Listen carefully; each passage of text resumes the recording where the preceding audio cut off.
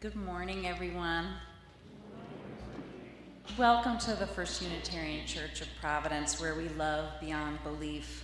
We welcome you, whoever you are, whomever and however you love, and whatever you may or may not believe.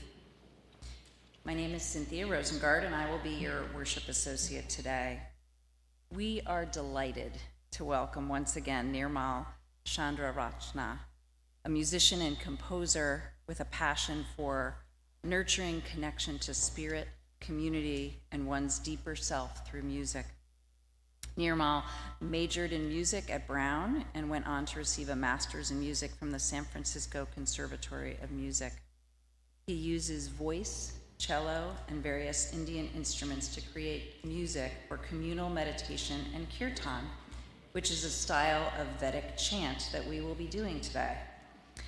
Joining Nirmal on drums is local artist and musician John Bent. Now let's center our hearts and minds and begin our worship together. And we're starting with our time of greeting, which has gotten to be one of the favorite parts of the service for folks, where we get up and we greet people in our pew neighborhoods, or we go across town to greet people in another part of the church, make sure that everyone is feeling welcomed by the end of our time. Thank you.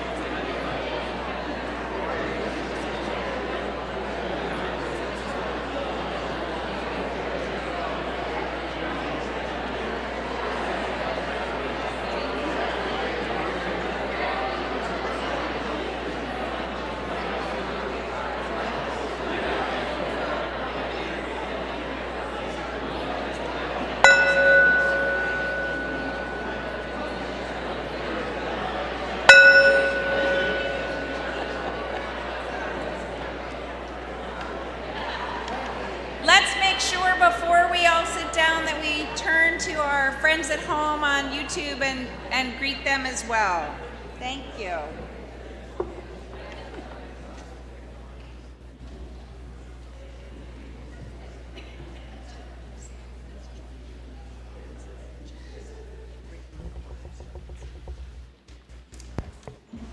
Please join us in the words of our chalice lighting, which is written in your order of service.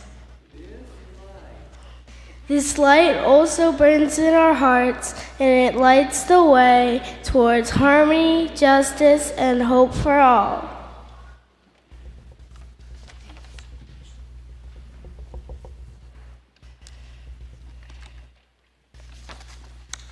And now, if you could join me in the words for our covenant, which everyone is welcome to say, but no one is required to say.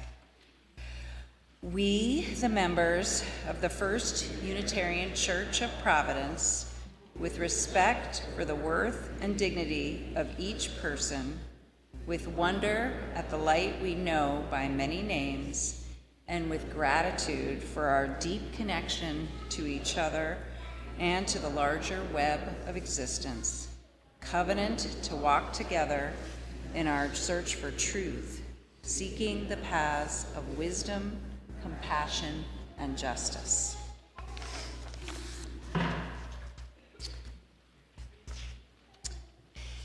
In the Indian subcontinent, with well over 1 billion people, there is an incredible diversity of religions, including Islam, Buddhism, Christianity, and of course, Hinduism. Within Hinduism itself, there lies a broad range of belief systems. You may have observed the worship of many goddesses and gods, elegantly dressed and surrounded by colorful symbols and animals. Many Hindus regard one of these deities as their supreme being. Some worship the divine feminine, such as the beautiful Lakshmi, bestower of abundance, seated upon a lotus.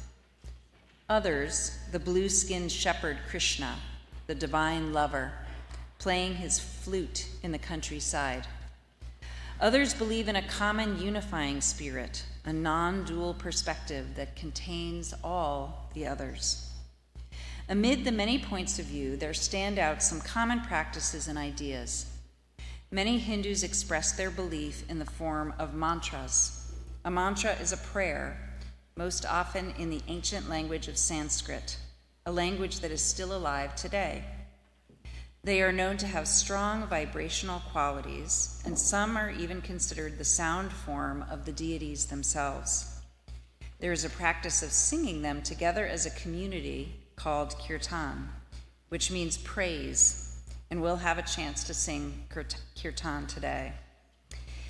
Mantras are sung for the purpose of devotion and also to elevate a state within ourselves. One might sing to Durga, the protector goddess, when feeling fear and wanting to invoke inner strength. Or when we're facing challenges, we might sing to Ganesh, the elephant-headed remover of obstacles. A beautiful aspect of these deities in India lies in the Sanskrit names for goddesses and gods, Devas and Devis. Their name derives from the Sanskrit root div, which means to shine. It's related to our word divine. When these shining ones are called upon, they reside not only in some place outside of ourselves, but also deep within our own hearts and minds. These stories of the Devis and Devas may take place in forests and battlefields, but they also teach us what happens within our own inner journeys. Demons and monsters can personify our own egoic, selfish tendencies, and the Devis and Devas show us how we can transcend those impulses to think and act from a caring and generous place. Today, you will hear several stories about receiving help in the face of challenges and fear. And Nirmal will begin with a story about the Indian epic, the Ramayana, about a king and queen separated and the one who helps bring them back together. Good morning. So I'm going to try to shorten what could be a 12-hour story into 4 minutes. All right, so you'll have to bear with me. We're going to actually start in the middle of this story, in which we have this king and this queen that have been banished for 14 years from their kingdom. And so they're living out in the forest, and one day this bad guy, he's gotten a lot of power over the years, and he really thinks he can do whatever he wants. He sees the queen, Sita, and says, I want her for myself. So he swoops in and he takes her and goes off to his island far away. And Rama is looking all over the place with his brother, and it just looks like it's going to be such a sad scene. But they come across this group of monkey people, and one of them, his name is Hanuman. And what Hanuman doesn't know is actually he is the son of the god Shiva. So he has all these powers. When he was a little monkey, he saw the sun, and he's like, oh, that looks like a mango. I want to eat it, right? And so he goes and flies up towards the sun, and all the other gods and goddesses are like, oh no, they're just about to eat the sun. And so Indra takes his lightning bolt and, hits him, and he kind of falls down. And they admonish him, they warn him and say, Hanuman, you can't just do whatever you want. And he's like, I'm going to do whatever I want. Who can stop me? So the gods cursed him and said that he wouldn't be able to remember his power until there is a need for that power. So we come back to the present, and we see this beautiful adult version of Hanuman, very humble. And he sees these two men in distress and asks what happens, and they explain to him how they're looking for Rama's wife, this King Rama. And Hanuman is so moved that he drops everything, and he does everything in his power to help find this queen. And so they go all over India, and they go all further south, and they find this island, and Hanuman finds her, and basically, this is a really interesting little mini part. He could have saved her, but Sita's like, no, Rama needs to save me. It could have saved a lot of time and trouble, to be honest. But he said, that makes sense, and he goes back to Rama, and they bring an army, and there's all these things that begin to happen. And one of them is during the battle, Rama's brother Lakshman gets hit with a poisoned arrow, and Rama says, Hanuman, quick, go to the mountainside and get this herb. And he's like, oh my gosh, I don't know how I'm going to do that so far, but he has a friend, the king of the bears, Jambavan. And he's like, Hanuman, you can fly, right? He's like, I can fly? Yeah, he can. And he swoops off, right? And he gets to the mountain. And, his powers are activated, and he doesn't know which herb, he forgot which one, and so he just kind of breaks off the mountaintop and flies back with the mountaintop. He's like, all right, which one of these herbs is the one? So at the end of the day, long story short, it's a little bit of a spoiler, but Ram and Sita are united once again. And the thing that's so beautiful and enduring about this story, there's so many different themes. And if we just focus on Hanuman, here is someone who sees the distress of some other folks, and he just drops everything. He's a paragon of service and devotion.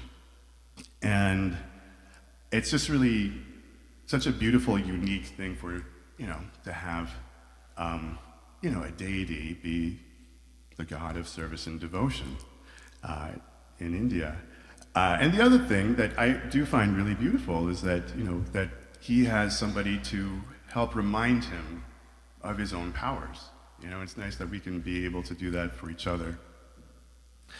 And Hanuman, we certainly could sing to him, but I think he'd want us to sing to this divine pair, Rama and Sita. So we're going to practice a little kirtan right now.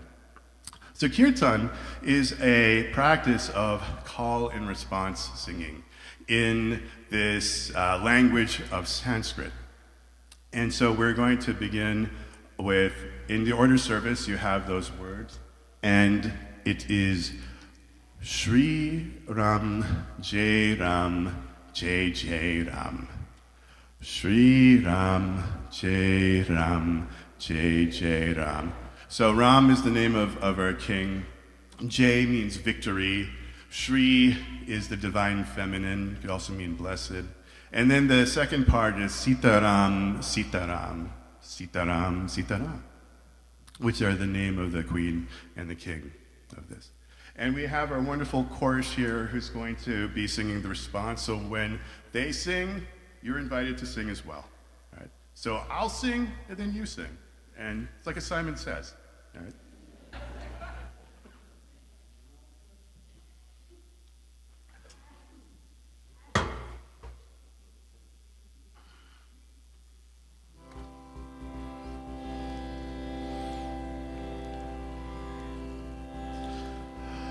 Shri Ram Jai Ram Jai Jai Ram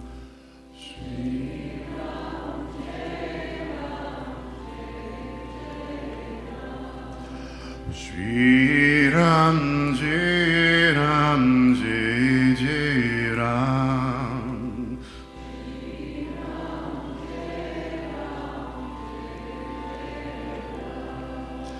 Shri Ram Jai Ram Jai Jai Ram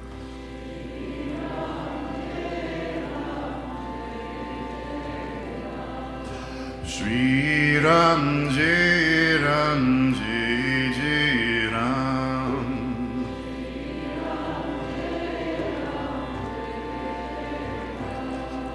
Shri Ram Jai Ram Jai Jai Ram Shri Ram Jai Ram Jai Jai Ram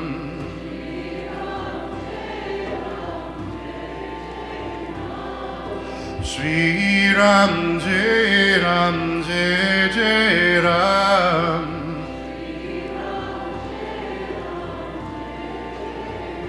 Sitaram Sitaram Sitaram Ram Ram Sitaram, Sitaram, Sitaram, Ram, Ram. Sitaram, Sitaram, Sitaram, Ram, Ram. Sitaram, Sitaram, Sitaram, Ram, Ram. Sitaram, Sitaram, Sitaram, Ram, Ram. Sitaram, Sitaram, Sitaram, Ram, Ram. Shri Ram Jai Ram Jai Jai Ram Shri Ram Jai Ram Jai Jai Ram Shri Ram Jai Ram Jai Jai Ram Shri Ram Jai Ram Jai Jai Ram Shri Ram Jai Ram Jai Jai Ram Shri Ram Jai Ram Jai Jai Ram Shri Ram Jai Ram Jai Jai Ram Sitaram, Sitaram, Sitaram, Ram, Ram. Sitaram, Sitaram, Sitaram, Ram, Ram. Sitaram, Sitaram, Sitaram, Sitaram. Sitaram, Sitaram, Sitaram, Sitaram. Sitaram, Sitaram, Sitaram, Ram, Ram. Sitaram, Sitaram, Sitaram, Ram, Ram. Sitaram, Sitaram, Sitaram, Ram, Ram. Sitaram, Sitaram, Sitaram, Ram, Ram. Sitaram, Sitaram, Sitaram, Ram, Ram. Shri Ram Jai Ram Jai Jai Ram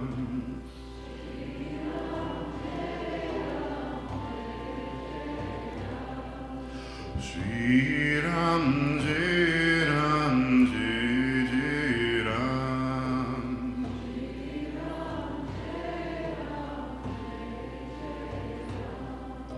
Shri Ram Jai Ram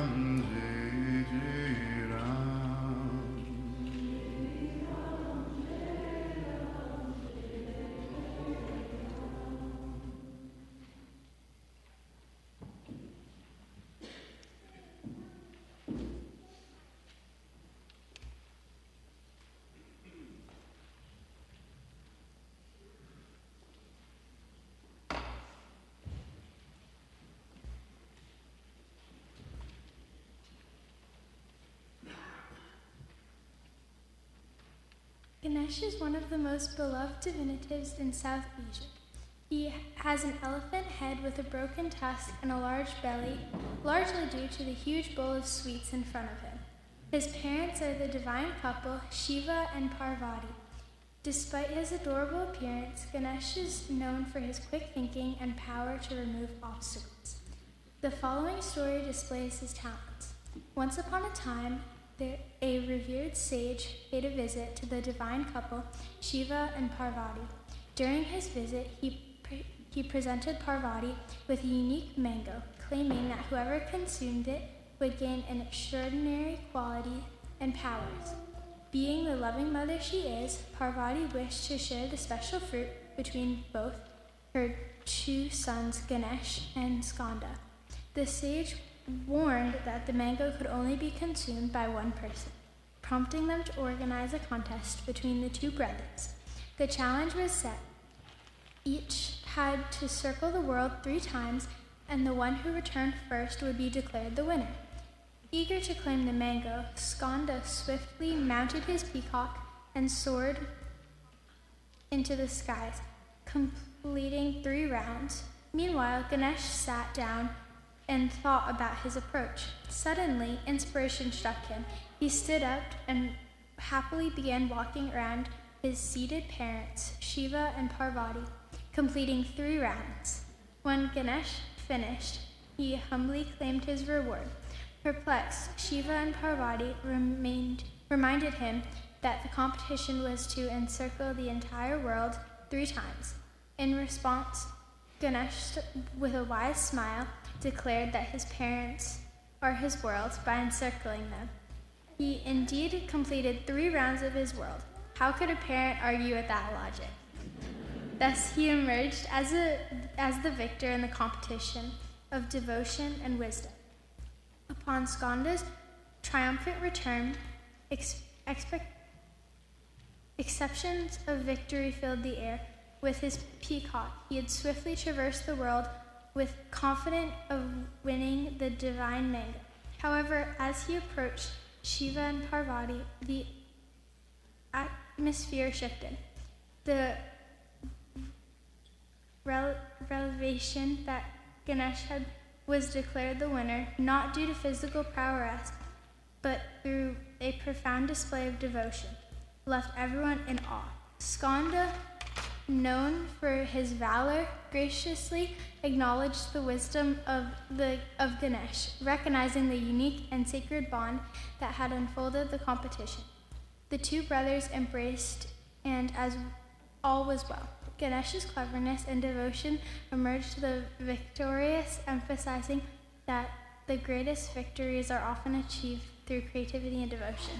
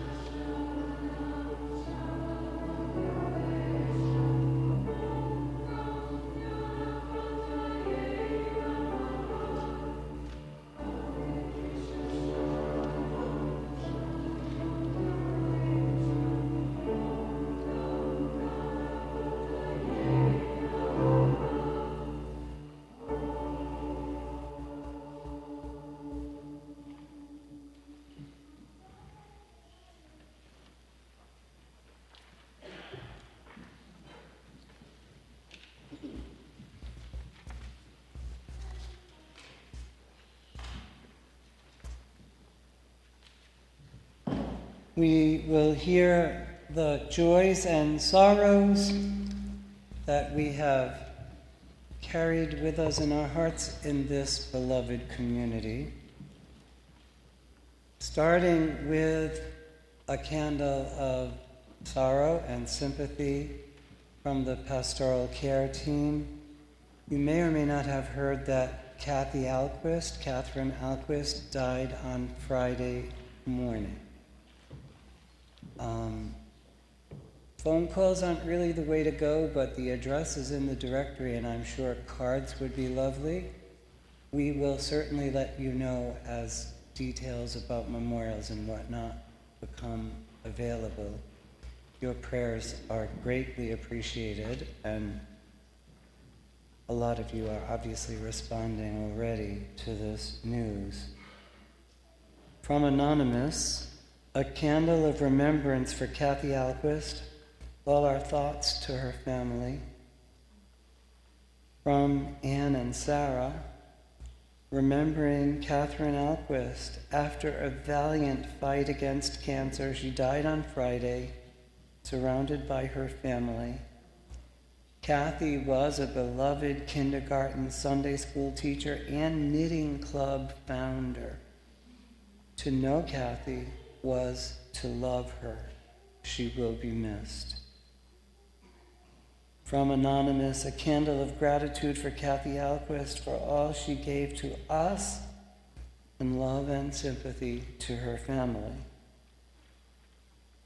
Anonymous again, for Kathy, who was one of those rare people who took joy in all that she did, especially justice work. She would have liked that baby James Henry arrived on the very day she left.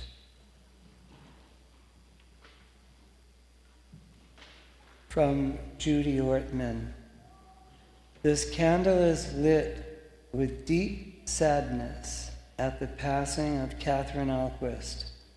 She died at home on Friday with family by her side. She was a tireless fighter for justice. She was an inspiration, and she made the world a better place.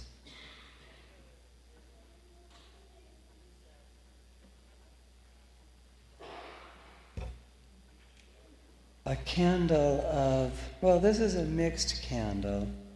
First, a candle of joy for all of the great work that our World Affairs Committee is doing, getting out there and making a difference on our behalf in this world.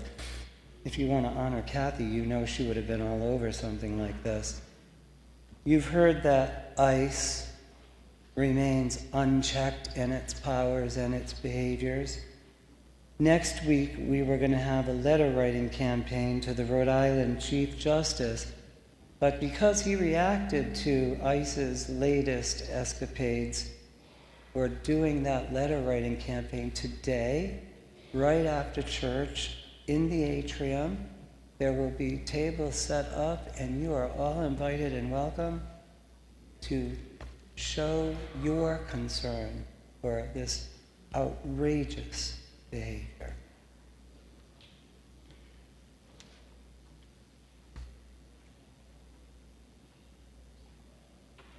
Anonymous, a candle for all the vulnerable population all over the world.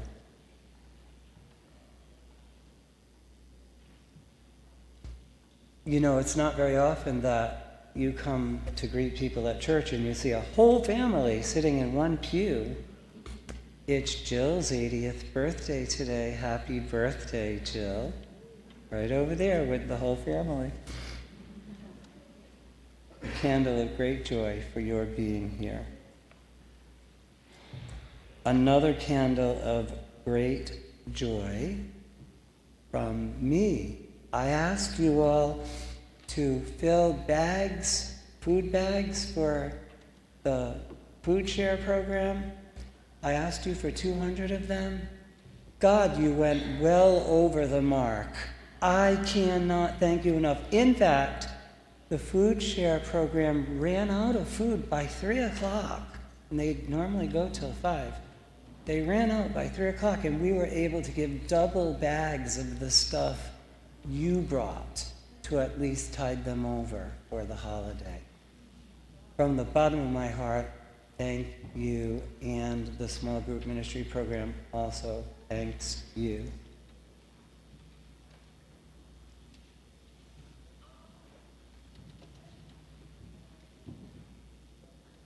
A candle in memory of my grandfather today on what would have been his 100th birthday.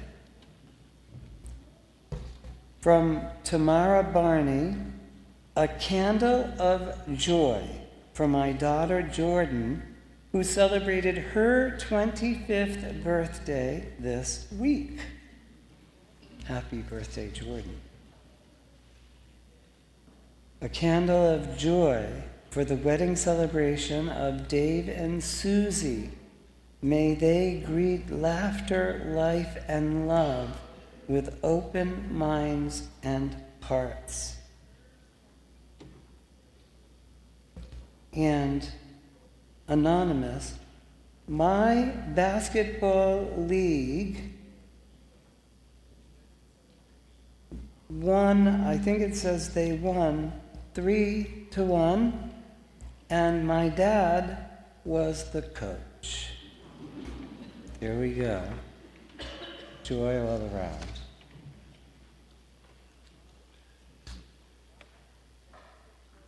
We're going to gather our hearts and minds for meditation, prayer, and reflection.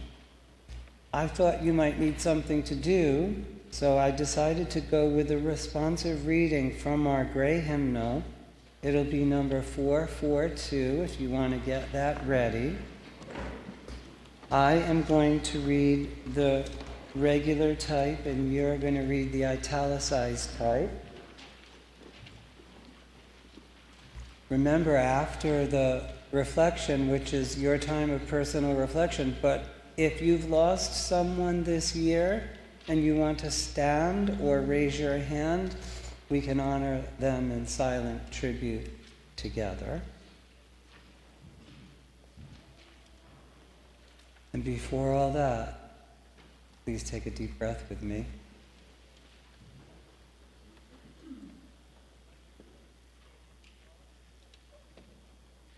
Again.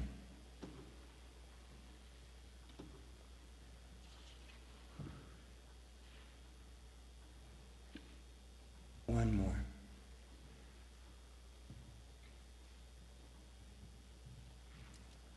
I selected this particular meditation because, as you know, we're entering to the season of greetings and welcoming friends and family and those who are not yet friends into our lives. So I thought it would do us well to really meditate and think about what it means to welcome someone. Remember, an act of welcome is the very first kindness.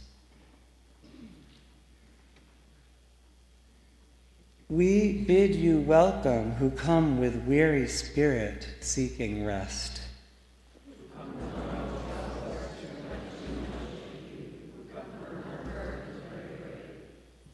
We bid you welcome who come with hope in your heart.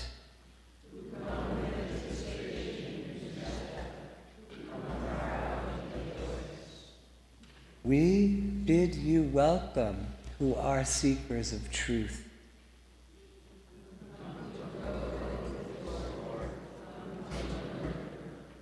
We bid you welcome who enter this hall as a homecoming.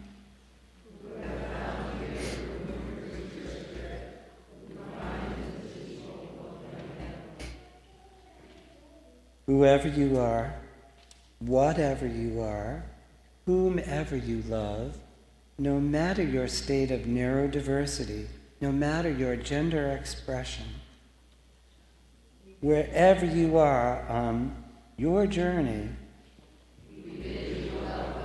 indeed I bid you welcome. Spirit of life and love, as we do enter the season of Thanksgiving and season's greetings, let us indeed remember to have open and welcoming hearts, offering simple kindness whenever we can. Amen.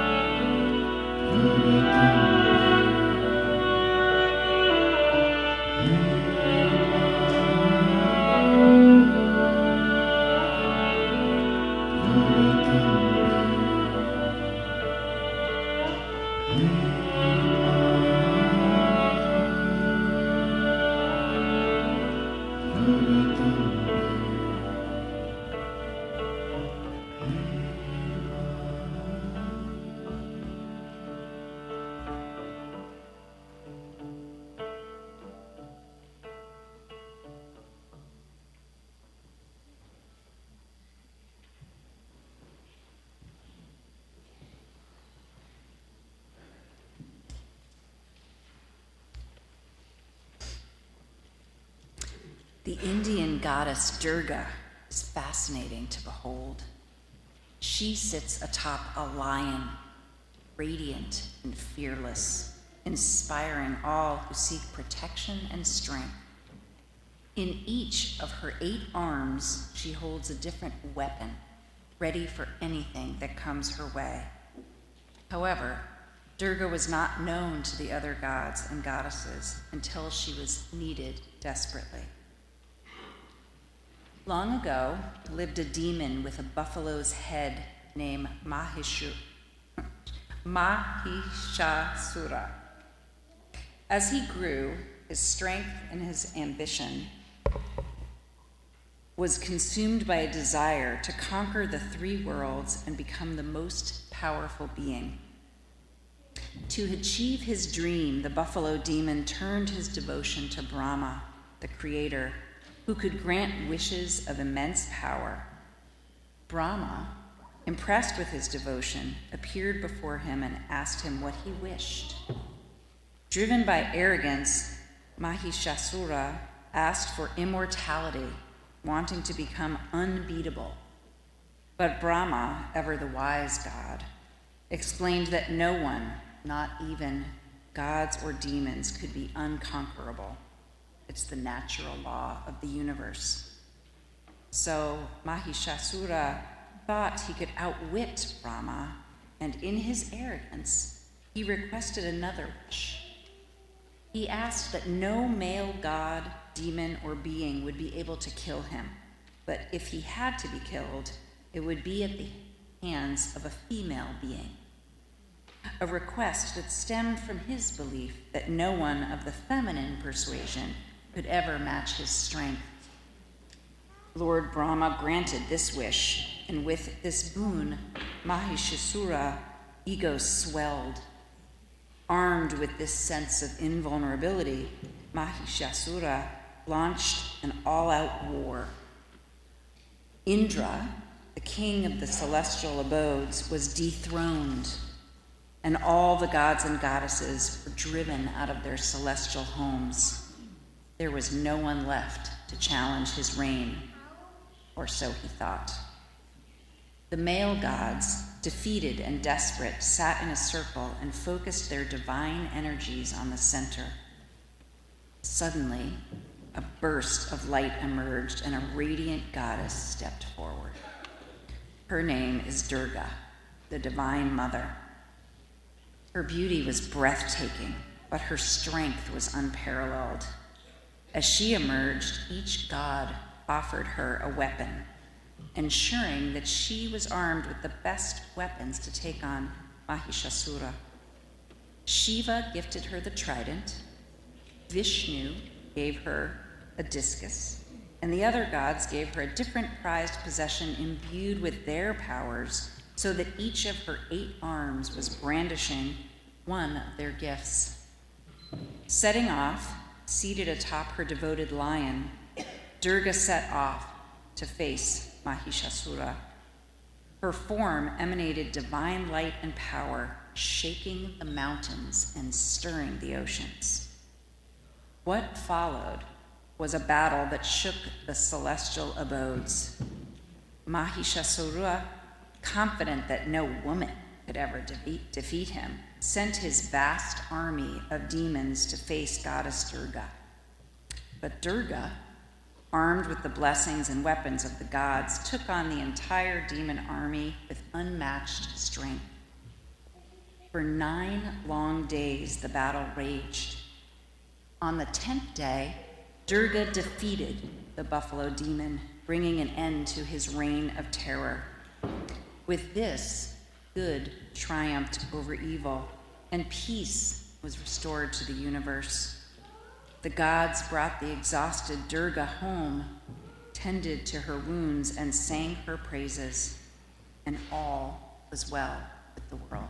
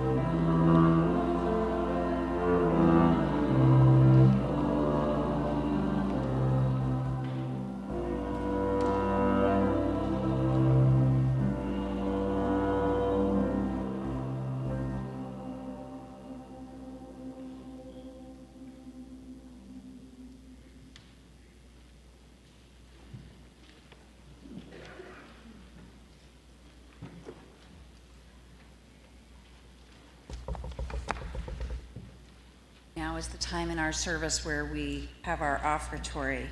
Today we have a community collection This morning, our collection will benefit the Neighborhood Social Justice Committee. This group has been serving the vulnerable population of Rhode Island for many years. They are one of 13 Loaves and Fishes church partners in the state, and they are one of the very few Bombas Socks partners in this part of New England, giving away 15,000 pairs of socks and underwear. Hear these words from an employee of some of the organizations that have been served. Quote, "My name is Dottie Parole Gould, and I have been the site director for Emmanuel House, case manager for Chicoine House in Cumberland, and the social and community outreach coordinator for Elmwood Adult Daycare Center in Providence. For more than a decade, you have been helping me care for the most vulnerable. I cannot thank First Unitarian Church enough for all the service work provided for my homeless, mental health, and elderly clientele over the years. For most of them, your gift bags are the only gifts received at Christmas. From the bottom of my heart, I appreciate all you've done in the community. We appreciate your generosity as we continue to work for the health and safety of others. I will say for myself, I hope that everyone will give generously. About 4 in 10 people and families in our state are food insecure, and so let's give as generously as we can this morning. We always pass our collection baskets to make a community expression of gratitude for our many blessings, those that we've given and those that we have received. Thank you, as always, for all that you give, all that you do, and all that you are.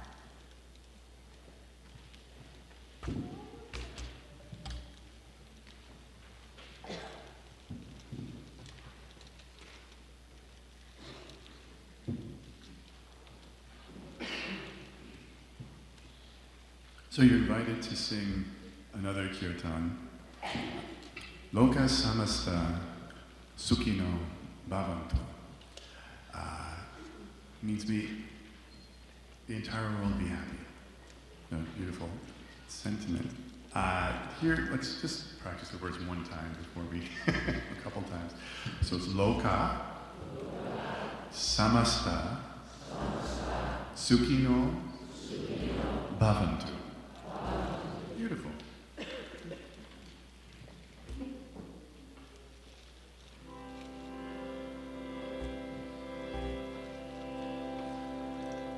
Loka samasta sukhino bhavantu.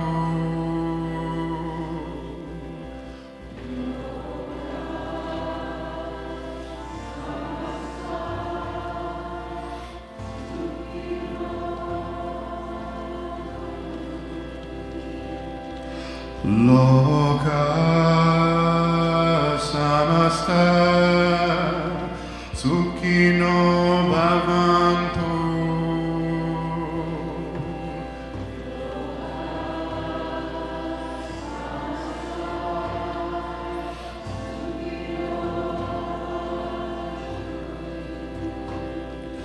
Loka samasta sukhino bhavantu.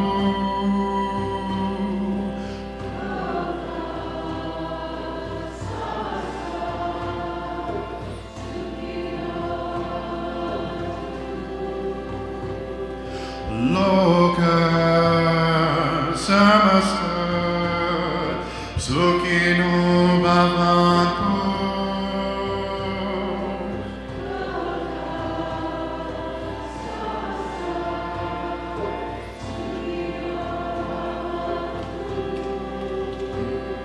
Loka samasta sukhino bhavantu. Loka samasta sukhino bhavantu. Loka samasta sukhino bhavantu. Loka samasta sukhino bhavantu.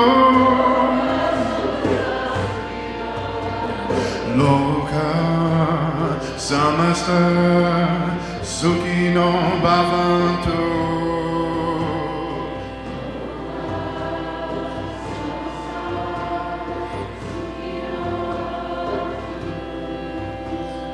Loka samasta sukhino bhavantu.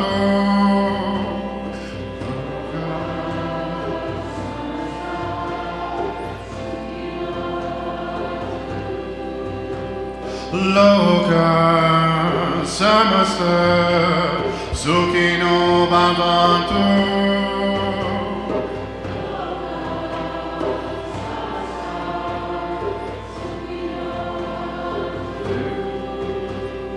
Loka samasta sukhino bhavantu.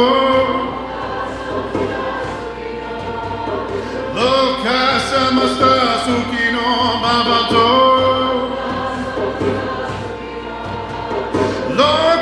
samasta sukhino bhavantu.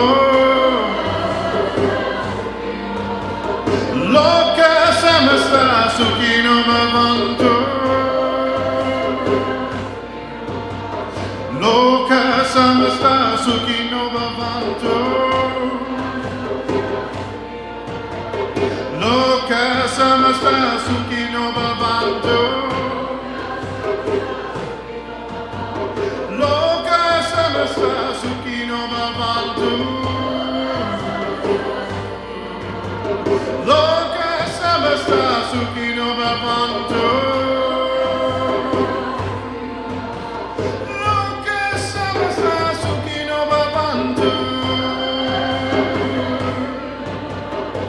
Loka samasta sukhino bhavantu. Loka samasta sukhino bhavantu. Loka samasta sukhino bhavantu.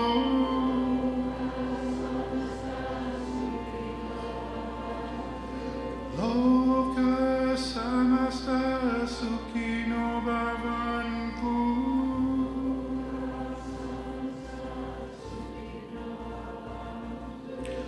Loka samasta sukhino bhavantu.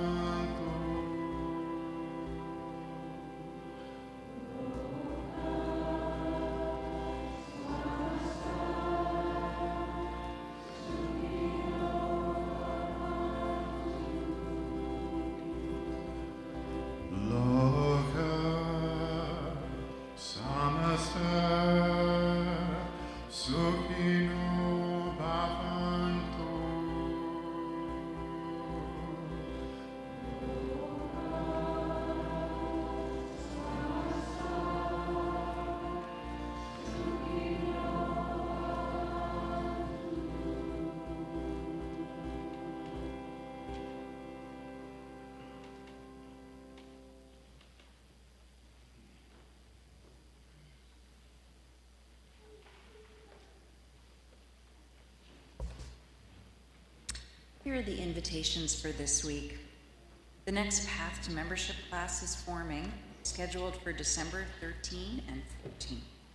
This is a weekend class that meets Saturday morning from 9:30 to 1 and Sunday after worship from noon till 1:30. This is a great opportunity to meet the staff, meet other people interested in membership, and learn more about the benefits of being a voting member of First U. Childcare will be provided upon request. Speak to Jen Nardone in the Newcomers Cafe in the Parish House during coffee hour if you're interested in learning more. The Girl Effect holiday sale is coming on December 7th and 14th. Many of you have donated already, and we appreciate your generosity. If you've not donated yet, maybe you'll have some time to make a few items over the holiday weekend.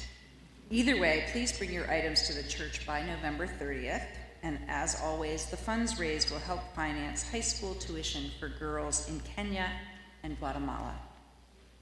And just a reminder that all are welcome for coffee hour after worship across the breezeway in the Parish House, Newcomers Cafe. Members, friends, and hospitality team members, and if there are hospitality team members here who want to stand up and maybe wave, that would be great. Fantastic. They're ready to meet and greet and socialize and answer questions if you have them. So come and share snacks and good company. As always, don't forget to read your first few times every Friday so you don't miss any important information. And now our closing words are an excerpt from Gitanjali by Rabindranath Tagore. Thou hast made me endless, such is thy pleasure. This frail vessel thou emptiest again and again, and fillest it ever with fresh life. This little flute of a reed thou hast carried over hills and dales, and hast breathed through it melodies eternally new. At the immortal touch of thy hands, my little heart loses its limits in joy and gives birth to utterances ineffable. Thy infinite gifts come to me only on these very small hands of mine. Ages past, and still thou pourest, and still there is room to fill.